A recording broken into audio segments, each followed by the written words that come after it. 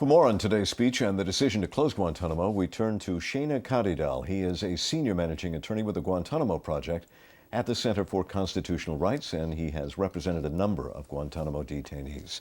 Thank you for being with us. Thanks for having me. The president made a strong case that closing Guantanamo is necessary for national security to protect U.S. interests around the world. So what happens to these potentially dangerous detainees? Well, you know, the reality is that most of the people brought to Guantanamo should never have been there in the first place. That's why we've seen about 530 people sent home with very little incident up to this point.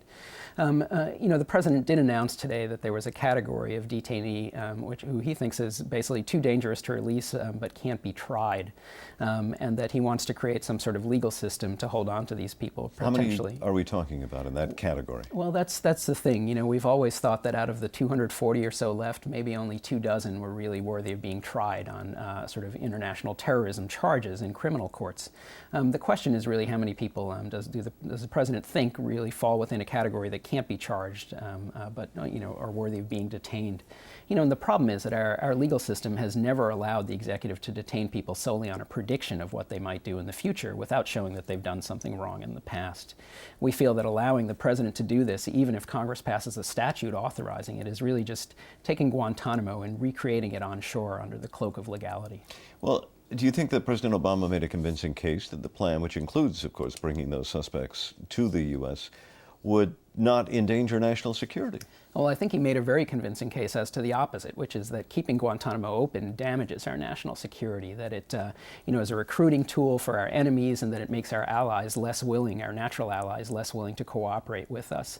And I think the problem is that the plan that he put forward was a little bit too complicated. We have always said that if he just commits to either charging and trying in ordinary civilian courts people, or releases the people who he can't charge, then that will allow him to close Guantanamo in a matter of months, and that would also be consistent with our traditions and our values. What do you think the next step is? Well, the devil is really in the details here. The two troubling things are that the president has said that he wants to have a preventive detention scheme for people who he won't charge and put on trial, and then also that he wants to use military commissions for a number of people who he claims have violated the laws of war. The problem with that is that I'm a little bit skeptical that it will be a small category, since we know from the military's own records that only 4% of the people at Guantanamo were even picked up on anything resembling a traditional battlefield. Most of them were arrested in their homes or at the Pakistani border, that sort of thing. And quickly, 20 seconds, the potential pitfalls you see. Well, I think, any novel system is going to result in a lot of challenges, and I think either the military commissions or the preventive detention will end up having the president tied up in court on these issues for a very long time, and that any trials in a new system are going to be fraught with errors because it's the first time we're using the system. We've seen that in the fact that the president emphasized that in 7 years we've only tried 3 people in the military commissions. Shayana Kadidal, thank you very much for joining us tonight. Thank you, Martin.